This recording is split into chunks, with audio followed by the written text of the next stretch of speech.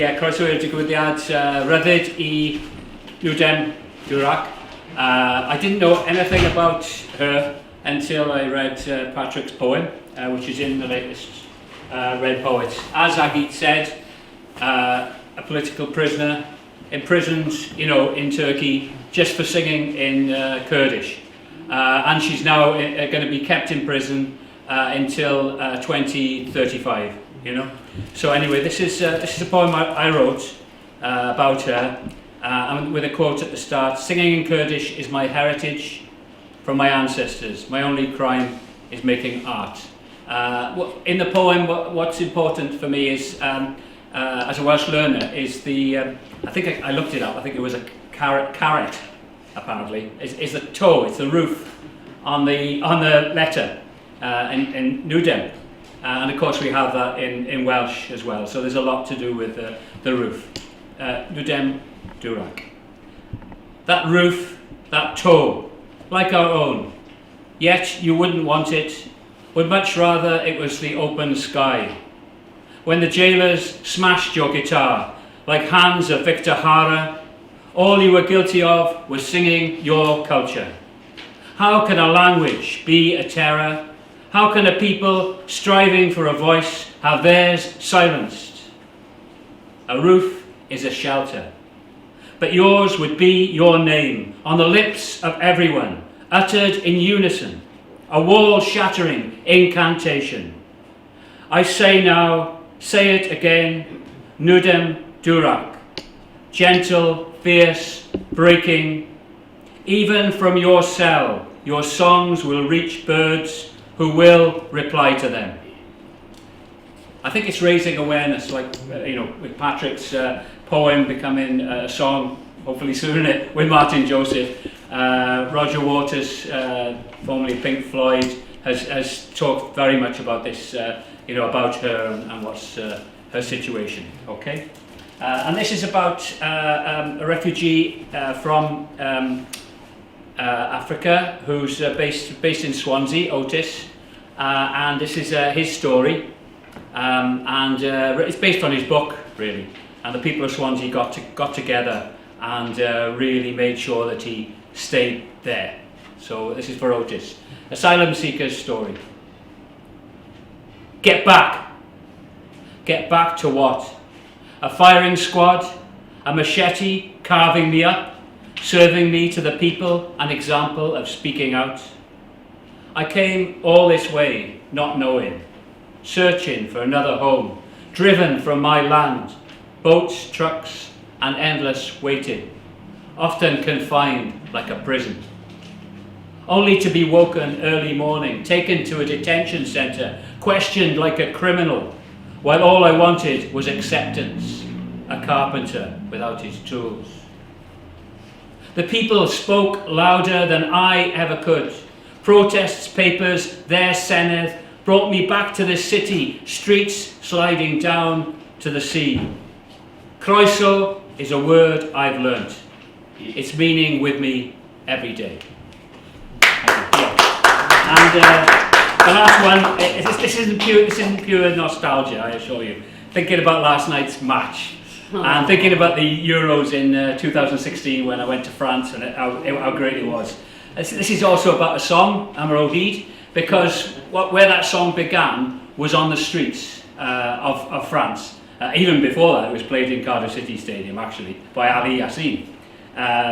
But we were singing it then. I didn't realise then, we're singing it with all the other fans and all the other people there, I didn't realise how important this song would become. So if you want to join in at the end, that's great. This is 1 a.m. in Place de la Victoire. This is in Bordeaux, before we beat Slovakia. Or if you want to read next, that'd be great. It's Mehmet, isn't it? Yes. Right, great. 1 a.m. in Place de la Victoire.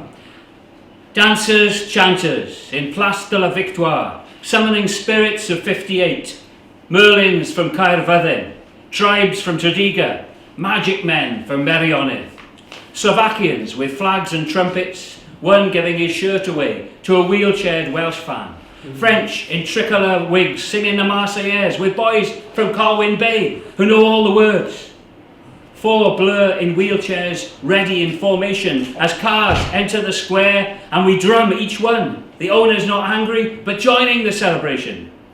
Dancers, chanters in Place de la Victoire, night before the game, as though we knew. How Robson Carr knew. Some ancient heed. That's magic. Calon Lan and Hain Ralard. No invasion, just party. And to broadcast loudly, we're here, Raniama o Heed. Raniama o Heed, Raniama o Heed. Egoitha pawb popeth, Egoitha pawb popeth, Egoitha pawb popeth, Raniama o Heed. Thank you. Shemai. Shemai. Mehmet Doi, doing daski, doing trio daski sharat Cymraeg. I still learning Cymraeg. I wrote a poem. My friend translated. I try read. It's about Aberfan disaster. Ni rodoit diverion cyntaf ddir wyd I natwr y triam. Dim ond canhadon marwleith oedd o Cymlaedi yn gyndaf. Difflan chwer hyn y plant o dan y terranau. Ac yna, cwlyd ei dagru tawel o grombil y pentrau glo. Ni diffnidio'r glo i'n gynhesu, ffatrwyd na chartefi. Na chwaith I ennill gwylaeth calani lesgwyd galano Aberfan. Yeah, thank you. Can we read it? Can I read next? I know Julie's written one, especially for the occasion. Eh? Yeah. Thanks, Julie. Julie Pritchard. Thanks.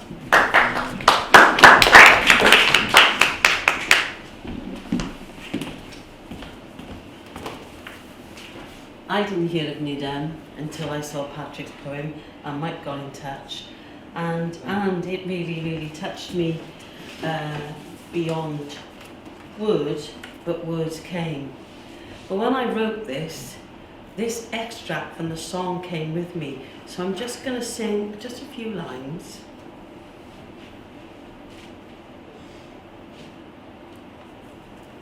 A heart is low, a heart is low, only a woman, only a woman, only a woman's heart would know.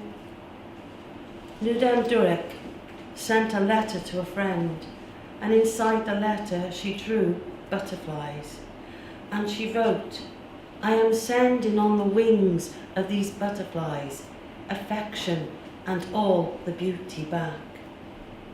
I responded, hope, fluttering over the mountains of sanctuary.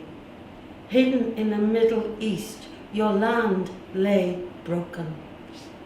To the edge of Europe, sweeping light across the Bosphorus, so bright it will blind indifference, racism, misogyny and hate. Floating towards your bars of injustice, your crime, voicing your ancestors in song. Hope rests on the wings of guitar strings, playing chords of love.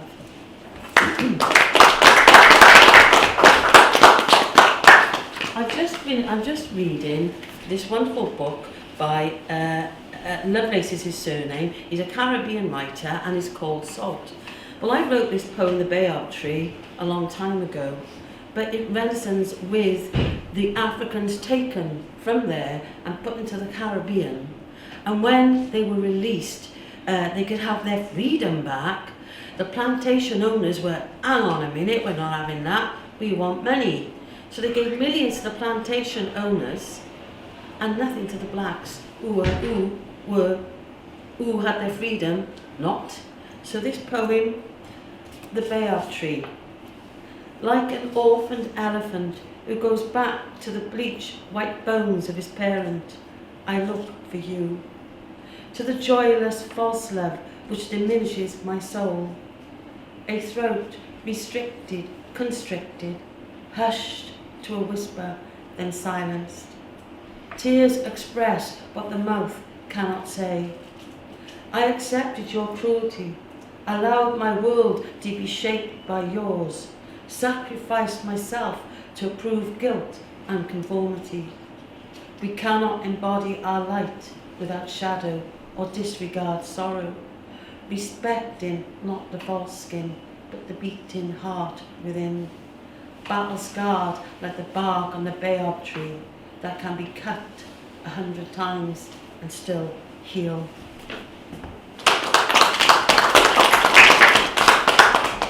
I've walked through the mountains of Snowdonia, and it's wonderful to have the name Eryri back. And this poem I wrote in 2006, and it's called Eryri. I walk paths to your existence. I climb your sides while you take my breath. I arrive on your spine with tender feet. I feel your hard core rock shell structure beneath my feet. You take my tiredness and replace it with enlightenment. You are a cathedral of nature that commands respect. Below, velvet-looking slopes reach out to seas, lakes, rivers that flow. To the open gas wound of past industry, entwined the green, grey, aubergine slab slate. The elements of wind, water, and rain and snow. Cloying clouds cloak you to conceal your secret of the amazing views of Erin and the rest of Wales. You who are full of life, beauty and history, whose name is Eryri. Thanks, Mike. Thank you. Okay, Jazz, next up.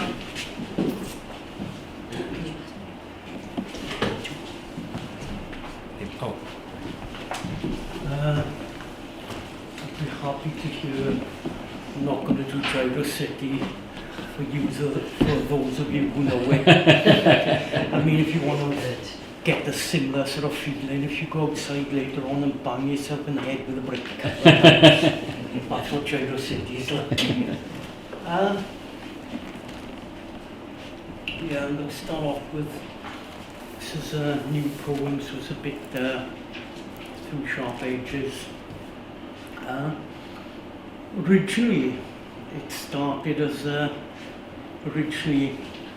started from, we were discussing the last reading me and Mike did in Swansea, which was great to a point, and almost turned into a free-for-all tag fight. I mean, I won't go into it now, but on a number of occasions I've been to poetry readings at Penrhys and places like that, where poets have been threatened. I mean, in Cardiff. Patrick and Penrhys. Well, Tim in Cardiff for telling the crowd to be quiet when people read anyway. So the phrase "poetry gets dangerous" come from there, and then I decided to sort of perhaps look at it a bit more. I was looking last night on the internet about writers, journalists and poets that get killed, get put in prison. A guy called Ken Sarajevo was murdered by the Nigerians. He was hung because he was a TV producer, a writer, a poet. I mean, Jamal Khashoggi was a writer, okay, and that's what cost him his life. This hasn't really got a name, but this is dedicated to Ken Sarajevo. Writing gets dangerous when they don't like what you say. Writing gets dangerous when you won't play the same game as they play. Writing gets dangerous when you publish the truth. Singing gets dangerous when you sing protest songs, singing gets dangerous. When you ask which side people are on, singing gets dangerous. When you won't sing to their tune. Poetry gets dangerous when you say things are a mess. Poetry gets dangerous when they put you under house arrest. Poetry gets dangerous when they put you into prison and sentence you to death.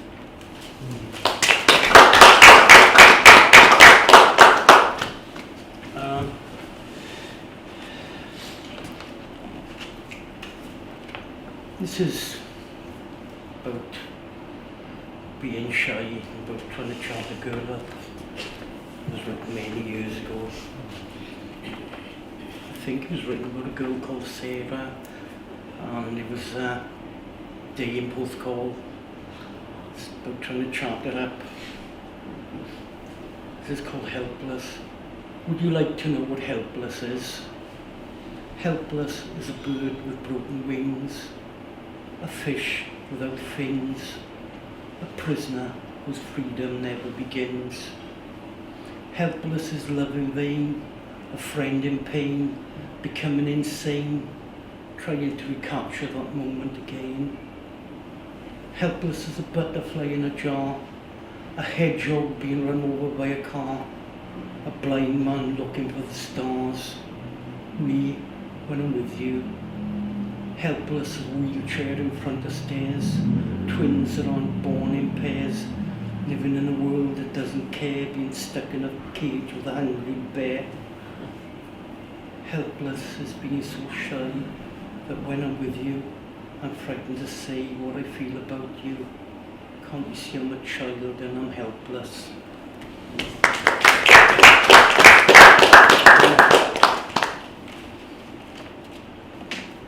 Finally back to the, I suppose, theme of dissidents.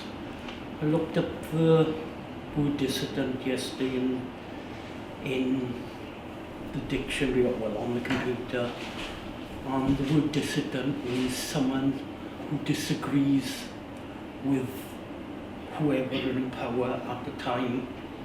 Now, we're very lucky to have freedom to a degree in Britain. I mean, like I say, we forget that people, that journalists, risk their lives in some parts of the world. I mean, it's a shame that we've made journalism so cheap with tabloid newspapers, because some people die to just print stories. Anyway, this is about another man who laid down his life. This is about a bishop called Oscar Romero. It's wrong for a government to murder their own people, Oscar Romero said. Mind your own business, the government told him, or you'd end up dead. Soldiers disobey your orders to shoot your brothers and your sisters. Keep your mouth shut, the army warned him, or you could end up dead. American dollars pay for state-run terrorism, Oscar Romero said. You're no politician, replied the CIA. Watch, or you could end up dead. Feed the hungry, clothe the naked, house the homeless, is what he said. Speak quietly, the people told him, we love you. Speak quietly, we love you, said the poor, or you'll end up dead. But he wouldn't keep his mouth shut. He wouldn't listen to the Americans. He shouted all the louder for the poor, knowing that he could end up dead.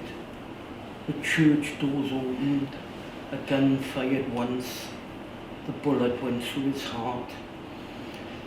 He died on the altar in front of the people he loved. You can kill me, but you can't kill the Jesus in me, Oscar Romero said. It's been 25 years now, and his name has not been forgotten. Thank you. Yeah. Thank you. Right, Des is next up, and I'm glad he's here because we had the Red Poets launch and Des Manley, I think it was to do with the trains being buses or whatever, wasn't it? And then trains and buses and trains and planes and whatever. And poor old Des turns up right at the end and there's no copies of Red Poets left. So. He's got one. Yeah, thanks, Ed. All right.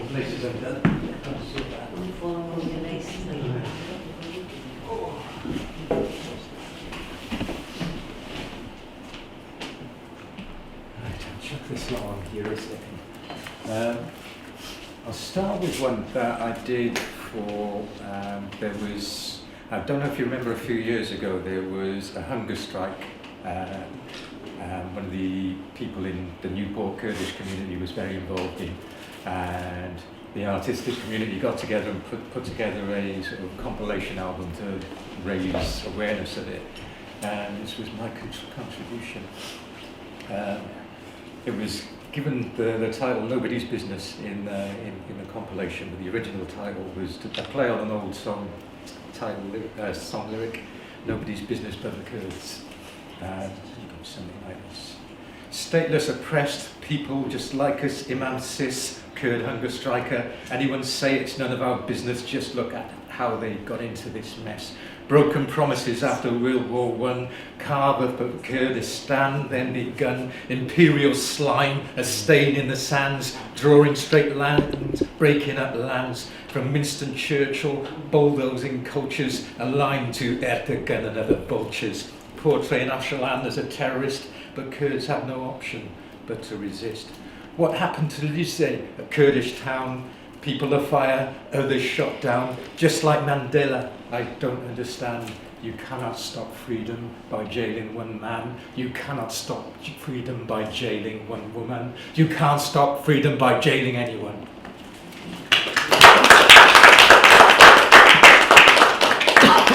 Let's throw a couple of other things into the mix. This one is one that's just been published in Poetry Wales. Unfortunately, at the moment, I seem to be surrounded by either dead relatives or dying relatives, which is why I've got that big pile of stuff behind me. My mum's on the care for the dying sort of part of nursing care, so I'm trying to get as much of my stuff out of the house as possible, and I don't drive, so I'm going to work, big bags, trying to pull as much of my stuff out before they try and sort of gut the place and sell the house and what have you. This one was written, funny enough, after my father's funeral. Basically, I don't know if you might, my family background is my grandfather was from Liberia. He was a member of the Kru tribe. There's always these sort of myths and legends in families, and I discovered more about my grandfather at my father's funeral from my dad's best mate than I'd heard anywhere, and we just sort of came together in this poem eventually. It's called Crewman, after the tribe that they were a member of. Funeral music moves like in waves like the sea. It's how you got there, how you got here, but kept you from me. Torpedo, World War II. You survived the race riots, 1919. I still use phrases you brought to this shore. Tribal sayings from the Kru Wars, Liberia. Did you come here voluntary or to feed your folks? Know this, Grandfather Sipple. I met your cousin's grandson at your son's funeral. Turns out we met at university. Didn't know we were related. You grandparents came here together. I wonder what you would make of the diaspora now. At least you finished your wine before you died. Why did you need to finish this? Was it a way of getting closure? The children weren't there, just your wife and my father's friend. You do not know what happened. You do not know what happened next. I heard the story at my father's funeral.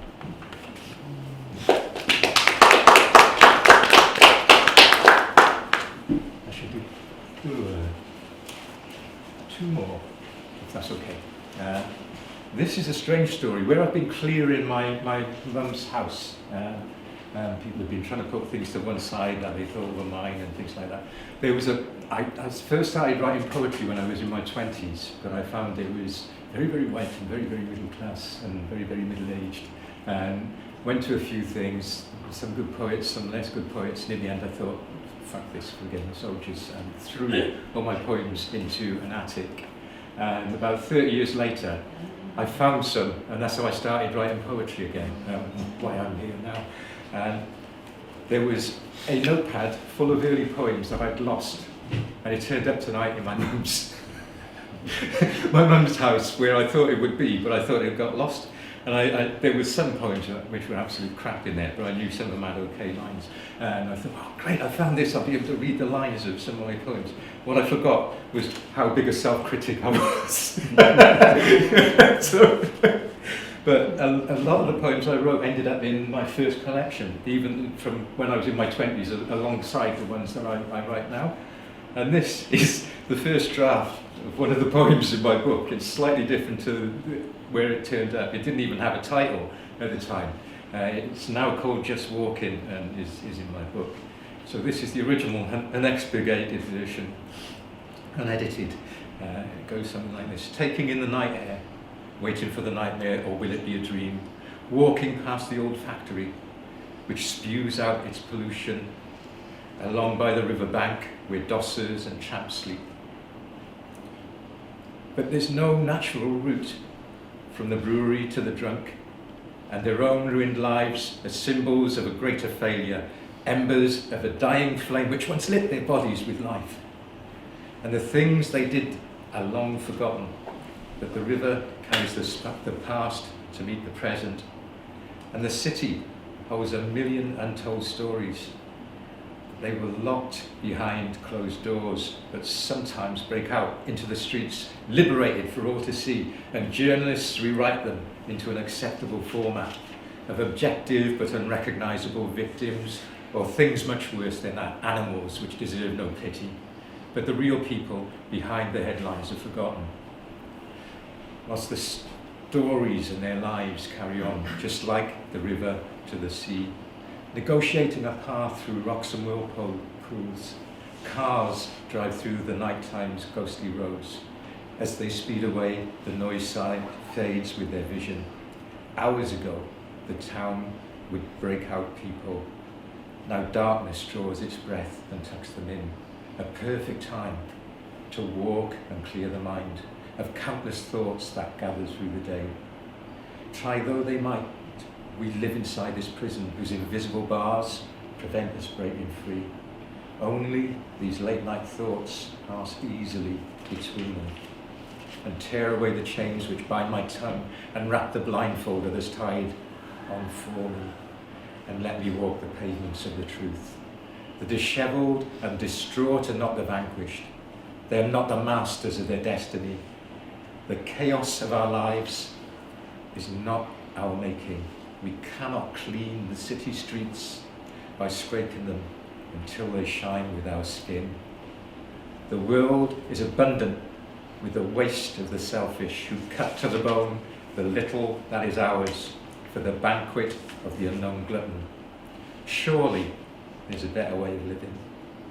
I know for one that this is true because the river told me so when it carried the past to meet the present, and I waited for the nightmare, or perhaps this time it will be a dream.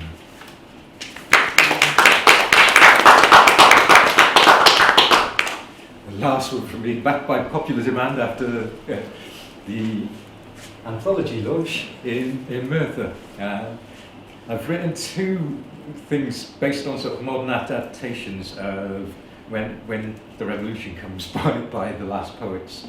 One is on the Poetry Wales website. This one is going to be elsewhere, isn't it, published. This one is about a different type of independence. It's called When Independence Comes. When independence comes, we won't watch it on TV, because unlike devolution, it will not be televised. When independence comes, estate agents will stop selling second homes and the homeless will occupy them. We will have holidays in the sun. When independence comes, Boris Johnson will beg for water and we'll say we are draining the swamp and point to the sea. When independence comes, asylum seekers will just become seekers of truth and justice, and UKIP voters will be locked in a disused army base until they recant. When independence comes, Welsh rugby players we'll rip the Prince of Wales feathers from their shirts and the crowd will chant "Echdi in my arse." When independence comes, Wales will twin with Palestine, reject bogus IHRA definitions and denounce Israel as a terrorist state. When independence comes, we'll erect a statue of James Connolly with a pocket-sized Theresa May protruding from his jacket to celebrate the formation of a united Irish Republic. When independence comes, we will disband the police and set up an armed militia. Those who framed the Cardiff 3 newsagent 3, Darvell brothers, Mahmoud Mahatmatan, and anyone else will finally be brought to justice. The jury will be ex-miners. When independence comes, we will nationalise everything without compensation. The rich will be offered a free dinghy to row to Europe. When independence comes, corrupt politicians will scale the Senate roof, waiting to be rescued by helicopter. It will look a lot like revolution. But until then, you know, keyboard warriors will just spam and bullshit and spam and bullshit, but we'll keep hope alive until independence comes.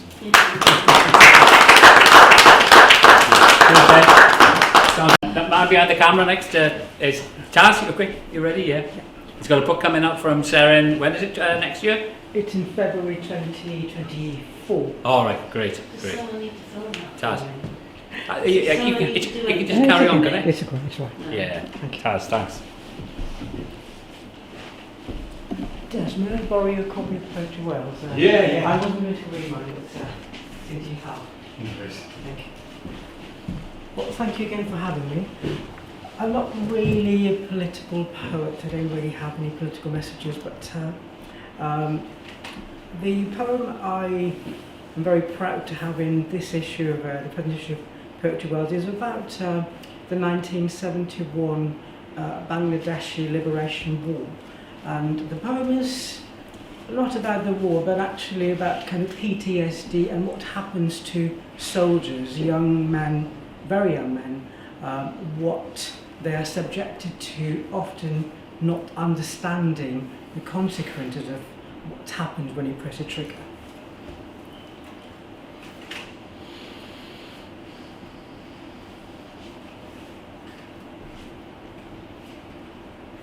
So the poem is called Mukti Jodha, which in Bengali means freedom fighter. Incarnate spring, flower daisies, let red rim white, lips, sun hat, umbrellas to cobble blossom, braid town squares, shade the past in light, fountains to scout flames, tufts of smoke, that unspoken stench of flesh to nurse the moribund back to life. Shuffle to the numbers, count creaks in the futon under the weight of days. Lead buttons turn bombs into a concerto, projectiles to quarter notes, drones to balloons. Some days I press 0 just to feel, reveal what spring is like in Jupiter and Mars with all the goats dead. A screen-burnt ghost tatters a goggle box. God's blink speeches pouring sympathy. Krishna slays Trishupala. Boots trample milk thistle, ordered to press a button. Bloodshot thumbs on triggers. The finger flesh whitens, a splatter, no milk drops. In the distance, a corner shop bursts, all aisles of froth.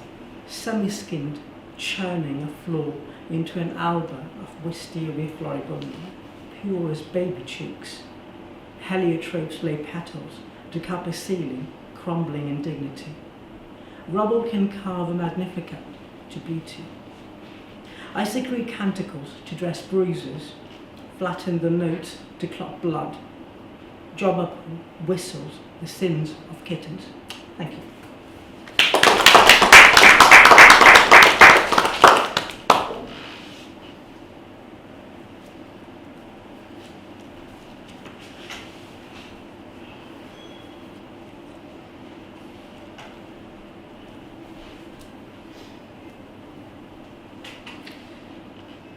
So this is a poem that's literally being published today in Propel magazine, which is one of these magazines started out by Anthony Anisiguru. It's basically for poets who haven't had a first collection as yet. And it's called Teach Jackdaws Avionics. The sun does not fuss. Days survive. Clematis curates purple in alleyways for blackbirds to call arcs in hunger. Sing to flowers. Discourse evenings stretched on grass. Fingers frack surfaces. Erupt touch. Catch aphids. Time. Molten cause. Questions. Questions like why is the asphodel so hardy in its narrow grass-like leaves? The stem elongating the handsome spike in white, so unheard lives may meadow in its 6 flirting petals. The sun hides in roof lines past noon, enters fan vaults, warming chimneys to seduce the fattest pigeon lit like silty grains carrying miles. Maybes shape their own cowbells, vine inquisition to Mahonia blooming too early, in inclines no right to smile. A kingdom of floating pearl climbs a wall, wags tail like another species. In the field nearby, goats cough, knee soft. Thud hooves pretend to be stallions, feeding a chorus of want, wanting to stir. Morning chairs touch napes of human arms inside a high street cafe. Pine flesh. The leftover rose, its wilting stem aching to sit upright, trace the night gone. One last glance at something to trail lost snails. Thank you.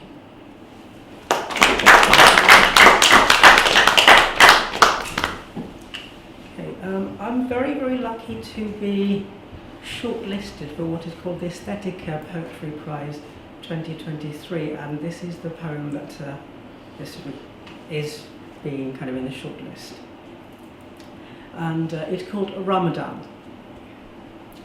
The hours play out each shadow, bluebells, wild garlic, the flowering quince spread each inch of the morning. I measure their 360 turns, elongating, shortening, drowning the first hint of bumblebees. The clock wasps, amaral lashes keep tab on the lengthening minutes of the sun. I serenade each fly landing on thighs wanting to be exposed. I want to subjugate restless souls by lying still.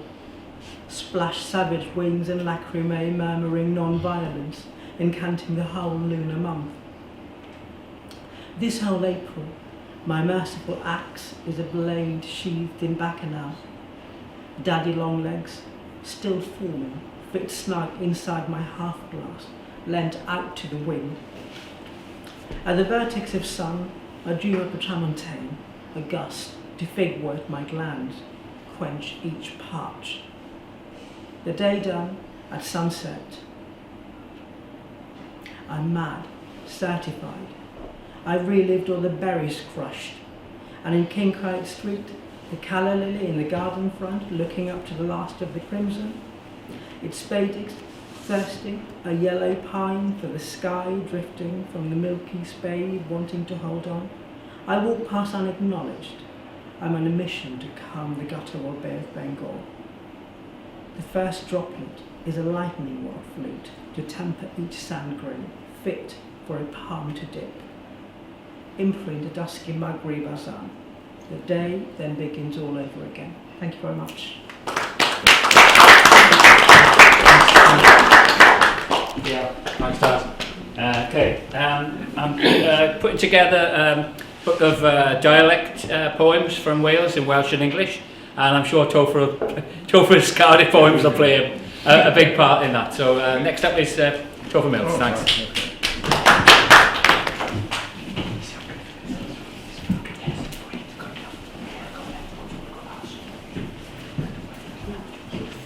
Well, with that, I thought I ought to do it.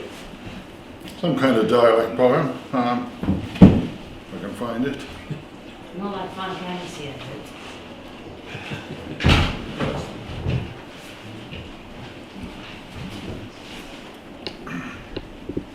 I'm not sure, I believe this was published in Red Poets a long time ago. All right. This is called Buying Shares in the Job Centre. I've been overdrawn now for almost 4 years. And no way of paying it off, like. There's always that unaccounted bill, you know, the gas, electric, or my only luxury, the phone. I can't think of just living, consuming clips, my income like. I don't smoke or drink a lot. And no ways am I a bloody fashion victim. As for exotic foods like, you know, I haven't bought a steak in well over a year now. Bacon offcuts, that's my only regular meat. Not through choice, mind, but economics. What with the improper diet and naff all entertainment, even sex is costly. Let's face it, life's hardly worth living, is it? Get a job, they says, earn a few bob. But Jesus, there's no work, is there? Petty crime, fiddles, even a week's honest, oh yeah, all of that. But not real work, like fully paid, taxed and insured and that. You've got to be kidding. The black market's the only thing that's keeping Thatcher's paradise growing, innit? If only I knew where it was going. All I knows for sure is, it's not going my bloody way, is it?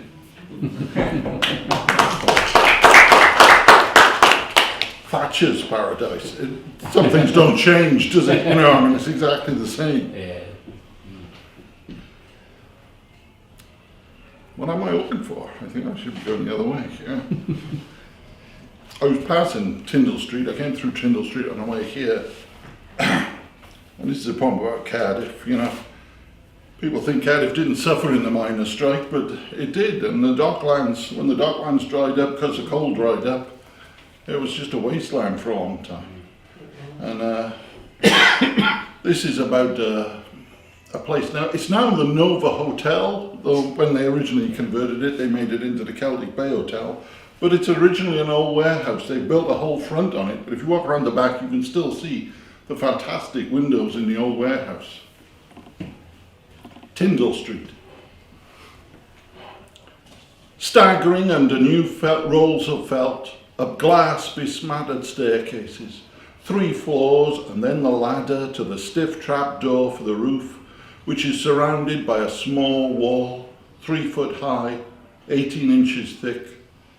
You could have walked in a lead gully, peering over the wall, but the thieves ripped it all up, sold it for scrap, probably not worth the work, but needed all the same by men with families to feed and no jobs. After 3 morose trips up and down, the roofing felt is heavier than lead at the final fixed ladder to the sky. And then there are the asbestos slates, odd bits of wood, nails, roof battens, and the worn bag of tools to fetch. Mooching around the 2nd floor, there's a huge flywheel suspended on its heavy bar close to the ceiling. Motor and band sold off long ago. The heart of this building, powering lathes or looms in the last century. As work goes on, we look across from Beauty's Dock to Tiger Bay. All derelict ground, stained black. Lumpen wooden and iron machines rusting, dented, left at odd angles. A mortuary for forgotten industry. Empty buildings. Brickwork cracked, roofs holed, windows smashed. Scarred and potholed. Dead-end roads, waiting for time's wrecking ball to flatten this outdated wasteland, so a future can smother these ghosts. It's hard to believe that this was once a mass of ships loading and unloading, warehouses filling and emptying, cranes swinging, lorries transporting, men enthralled by endless hard labour, when our history was thrumming. We hurl broken slates into the dock, across a morass of oil-soaked disuse. Someone is paying to repair this roof, to put cheap felt where the lead was, patch the holes, hold back the rain, for this building marked for saving. After a few long grey days, we finish.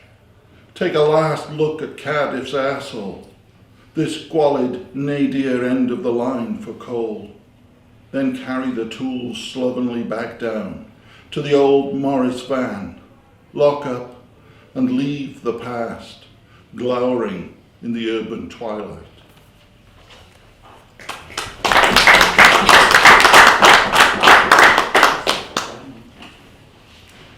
And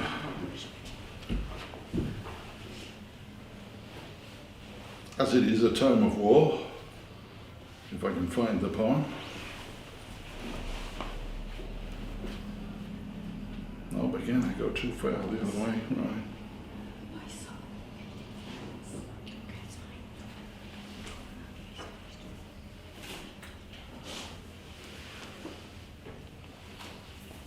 This is a poem I wrote about a character who used to be a mercenary. And he was somewhat damaged, PSP and all that. It's called Larynx. The first time I met Llewellyn, he offered me Afghanistan money, a note travelled and tattered, limply held together by a sticking plaster, in exchange for my slight book of poems. Later, he showed me his photographs, khaki-clad, stiff, posturing with guns, action man in a mercenary costume but with spectacles. The Afghani villagers treated him like a prince, gave him their best rice festooned with beetles, but all they had. He ate it gladly, honoured. He knew what he was fighting for there, so full of it and drunk, he wouldn't let me go. Kept talking, taking incoherence into uncomfortableness, to the point where everyone left him to it.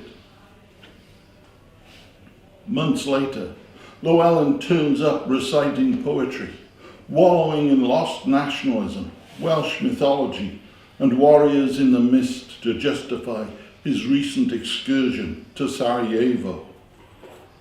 In the badly typed manuscript thrust at me that night, his idealism soon capitulated, and reasons fell apart with no easily identifiable transgressor. Confusion and then survival took over. He did as he was told until injured and invalided out, though he's pulled the wrong trigger and knows it. The last time I saw him, he was singing a song in Welsh, which he'd written himself, though, like all he does now, failing where he most wants to clear a path. Drunk and excitable in the bar, he demonstrates how to kill, but can't say why the elbow forehand should smash into the larynx. He shows me not once but repeatedly in fast replay, his mind locked, unable to get it out in mere words. He's desperate to connect Wales to Bosnia, with the scar hotly skating down his deviated forehead, which we are unable to get into. He's unable to say it in either tongue, but what if he could? Thank you. Next up is Patrick, who's to blame for this evening. Don't forget his poem about Nudem Durak is in here. Just, you know, after this evening, please spread the word about it. You know, the whole point of the evening is to raise consciousness and write about it and spread the word about it. So, firstly, Patrick Jones. Patrick, yeah. Thank you.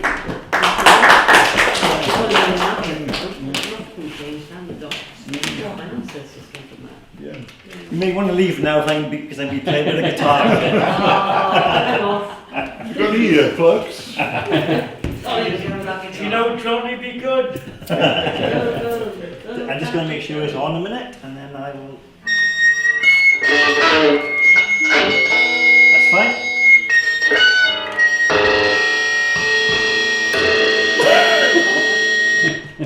That's the best start ever. Yeah.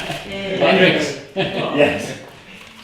Thank you very much. Yeah. And thanks to Mike and the Geet for having us here, and for the energy of Mike to put this together. Because I brought the guitar today because I thought the guitar music plays a huge part in this story, New Dem, and how I came about. It was Roger Waters' tweet or something in the story on his story about what he had read, and then he had decided to send the guitar to find its way to New Dem in prison, and all these other people would sign it and I thought that's an interesting metaphor for her journey and for all ours really, through music, and how, as you said, imprisoned for simply, or kidnapped for simply singing in her own tongue, and how lucky we are to share our stories in how we want to express them. So I wrote this poem, and I just and I remember Mike, he's always badgering me for red poets, because recently I lost a bit of confidence with writing and things, so I didn't send much stuff.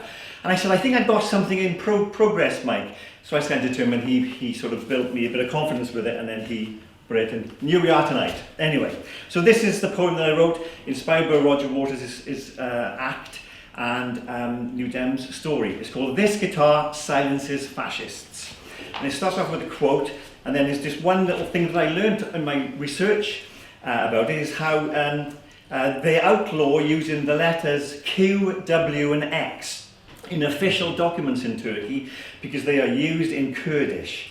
And that made me think how they're literally eradicating the language, the Kurdish language. So there's 3 words I use with the Q, W and X, and the quote is, because I sing songs, they put me in jail.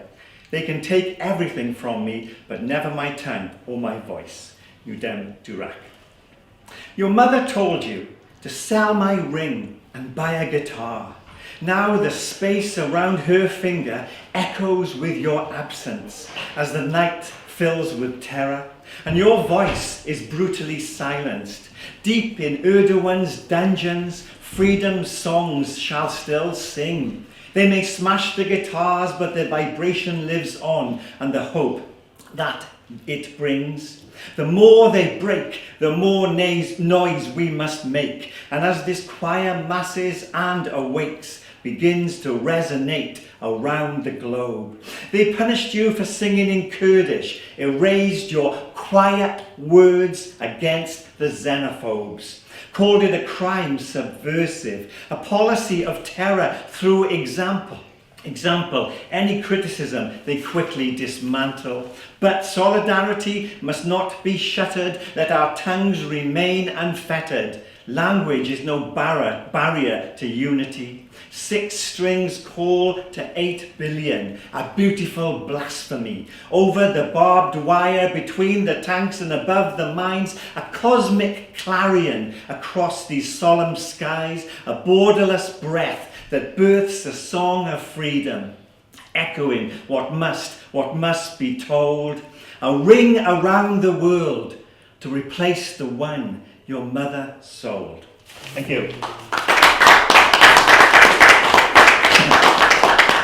And the second poem, it's a bit of a funny story with this. It's not a poem, it's a lyric. I did an album with James Dean Bradfield 2 years ago about Victor Hara, another voice silenced. So I mentioned to James that I wanted to read this out. I said, could you teach me really quickly the chords for this? Because it was a song on the album. He said, it's too hard for you, you'll never do it. So that was the end of the conversation. Go on. So I'm just going to read it. So it's much better with James's guitar behind it. It's called The Last Song, and it's about Victor Hara. Bondage citizens make the best revolutions, asking questions our deepest answer. The blood paints our protest. Untie the noose, here is the ladder, one step at a time, be unafraid to climb. They took your hands, but they could not silence your tongue. In the darkest night, your last song. So the wounds purify, our purpose to unify. We fall between dialects and time. Like pilgrims we shall find. So untie the noose, here is the ladder. One step at a time, be unafraid to climb. They took your hands, but they could not silence your tongue. The darkest night, The Last Song. It's better with James's music. Thank you. Okay, I'm going to just put this on a minute because I've been dying to play this. I bought a guitar like this because two of my guitar heroes, Wilco Johnson and Joe Strummer, had a Telecaster. And sadly we lost Wilco. Though Good choice. I don't think Wilco Johnson would have had a sparkly one like this. No Joe Strummer really. So anyway, and I'm just going to play something at the end. Play something at the end. Anyway, I'll leave that till the end and show you a poem now, which came from a night in Pontypridd, where I was, it's quiet isn't it yet, where I was invited to, it was a lovely celebration of refugees and people from the community, and people particularly from Syria who had come to Pontypridd, organised by Beverly Humphreys, the singer and activist, in a church there, and there were a group of Syrian children dancing, performing some of these dances. And I remember just sat there about 5 years ago, this would have been probably, or something like that, 3-4 years ago, sorry, and just thinking, how could we not allow people like that into our country, because what they bring. And so I wanted to write this because at the time, you know, it was the Farages, the Daily Mail, the Express, the David Davises of the world, shouting about, you know, hordes of people, tides of people coming to our country. So I wanted to write a poem about our Wales, my Wales. Starts off with two quotes. One by the illustrious David Davis, who is now Welsh Secretary, as we know. And the second one by a Russian cosmonaut. So the poem is called, I'm Dysgu Cymraeg, slowly, very slowly. It's called Soul Transplant. Trawsblaniaid I Naid. How's that, Mike? Sort of close-ish? Okay. Trawsblaniaid I Naid, or Rhu Zahra. David Davis said, "They don't look like children to me. We should do dental testing to certify the age of refugees." I always have a fear that one day David Davis is going to walk into a poetry reading and I'm going to be quoting him, but he might get the wrong impression. And the second quote, a much more beautiful quote, "From space there are no borders." A Russian cosmonaut. "May the Syrian soil beneath your fingers fuse with this Welsh earth to meld into a new garden. May you take refuge in Triffin's crags and wander wild at Pen y Fan. Let the slate mountain of black..." Oh, sorry, I've lost it. That's embarrassing. Oh, yes, sorry. Yes, sorry. Wander wild at Pen y Fan. May you bring sunshine to our vineyards. May the Teifi, Ilan and Taff bring you home when you are lost. Let the slate mountain of Blaena Festiniog build a roof to protect you from the nightmares of your past.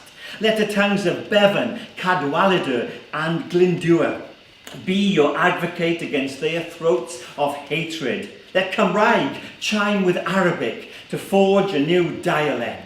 May your children grow like the wings of the Langenu yew, sutured and secured to this land. May you spice our larder with falafel and fattoush. And let us share food at Arthur's table and seek shelter in Carrig Cennin's secret tunnel and awake as poets from the slow slumbers of Cader Idris's dawn-drenched slopes. And let the salted arc of Cardigan Bay soothe the scars of yesterday.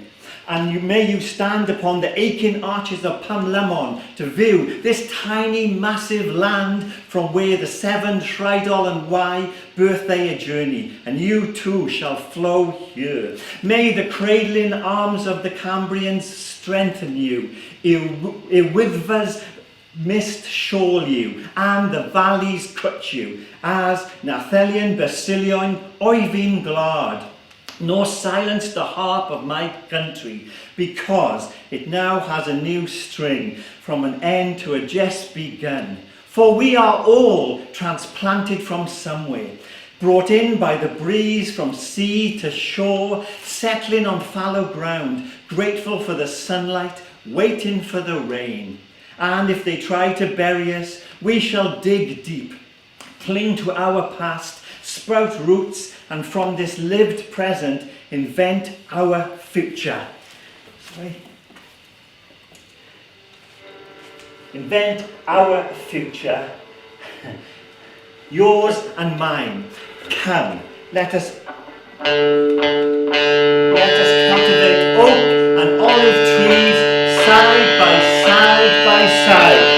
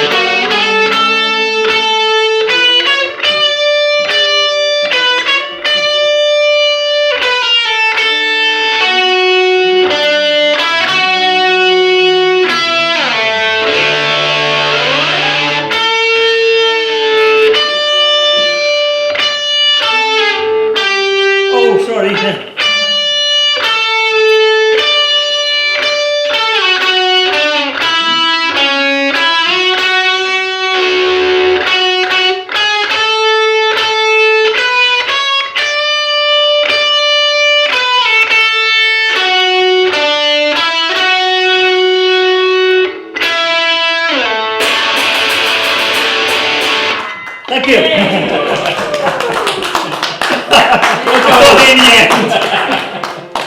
I never played that live before, so that's it, done. Sorry, it's off. Thank you very much for being lovely. Yeah, thanks, Patrick. Cheers, bye. In Zoa and Bertha, and a few poems, that'd be good. I don't know when he's touring or anything like that, but that'd be really brilliant. Lee's up next. Lee's in the next year's Red Poet. Yeah. Tabarro, yeah, you ready? Yeah, great. Yeah. Leigh Manley's in the next Red Poets. Cheers, Lee. Thank you.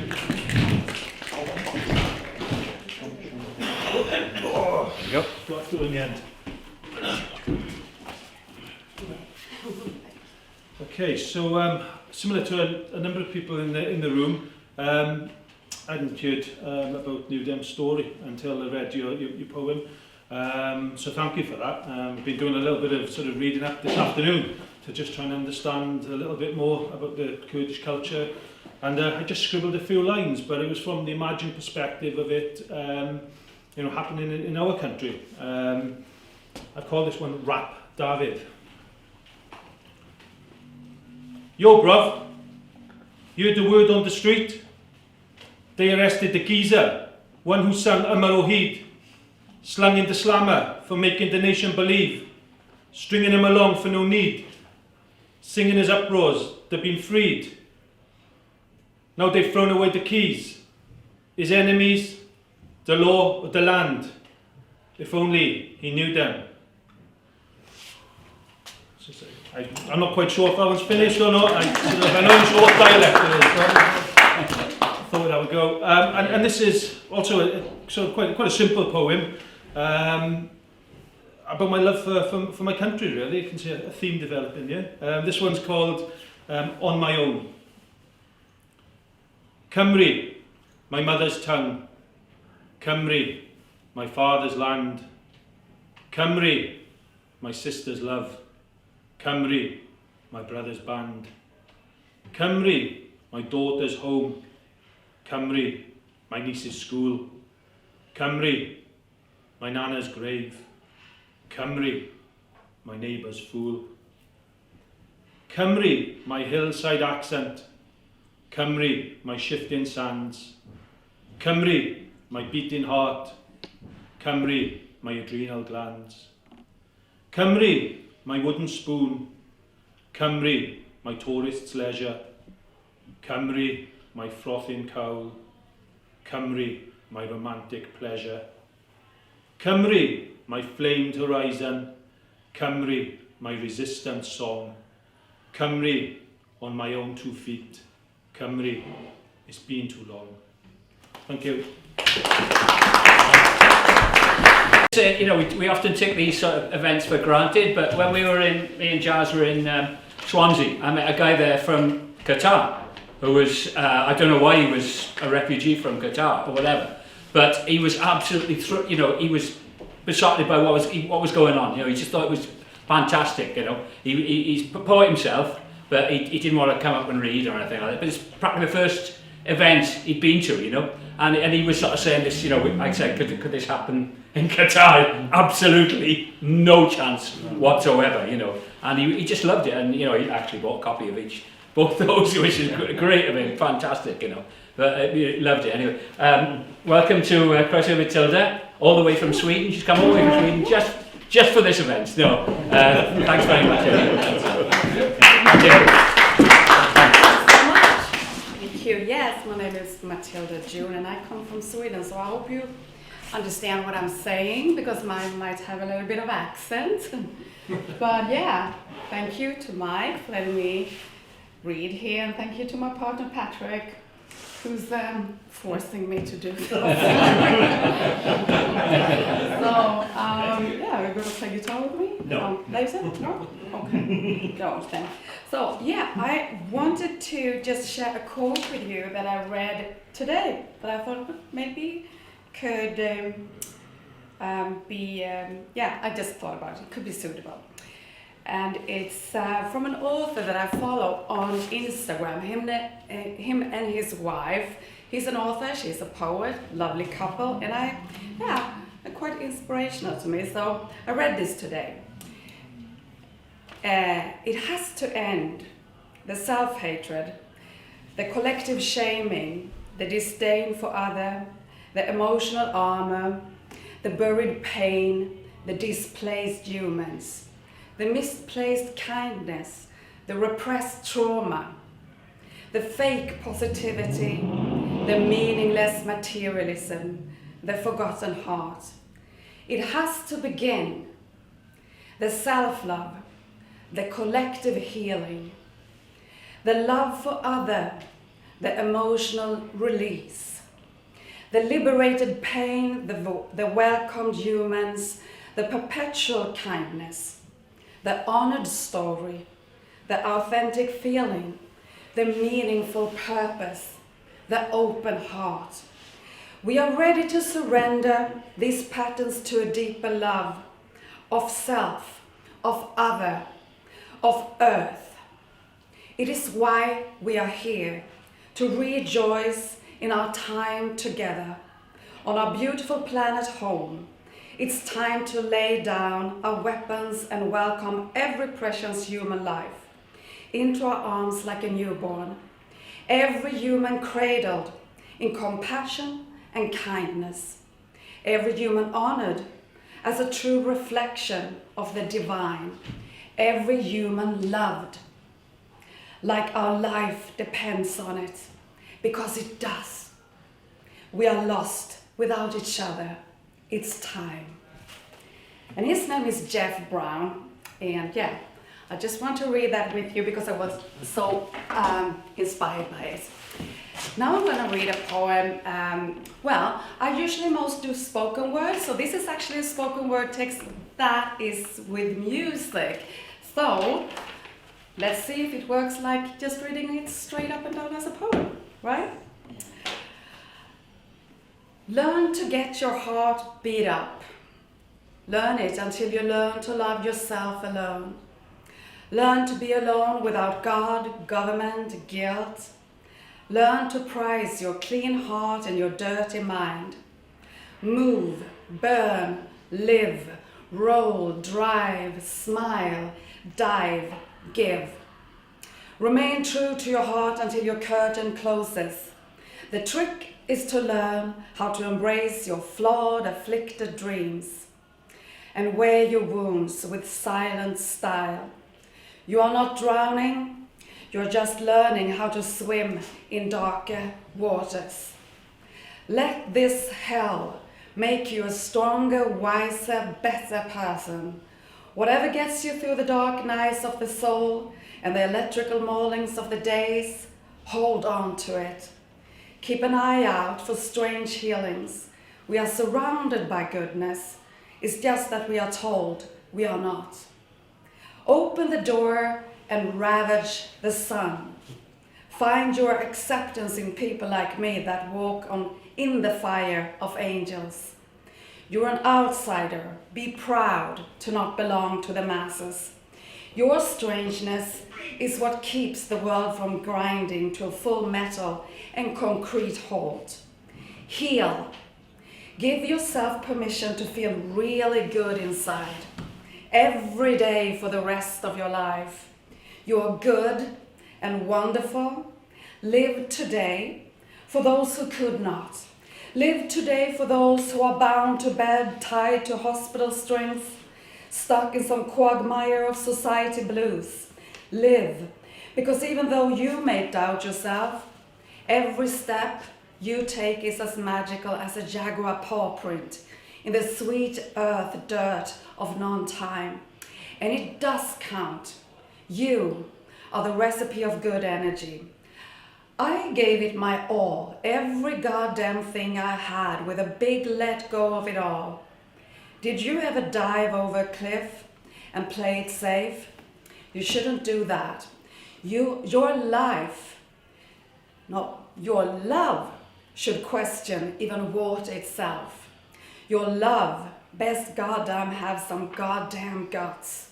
Dust to dust, love hard, burn true. Eventually, we all run out of road to roam. So do your best and roll until you can't roll anymore, and nobody should say a thing when you're giving it all your little heart had to give. Our poor bones, our empty hologram hideaway holidays, our poor feastless hearts. Enjoy every breath, every cool minute of this motion picture. Take the time to tell your loved ones you love them before they turn into ghost dust or you do yourself. We are divine. We are worth more than diamonds and dead light stars. We laugh in the face of death. We burn like gasoline and metal butterflies. Embrace all true pain and turn it into personal, sun-kicking electricity. You made my life worth living. You and I, getting lost in the lack of sense of it all, awake in our own personal science, my wicked witch's tongue, speaketh soft night poems to my rare flower. Thank you.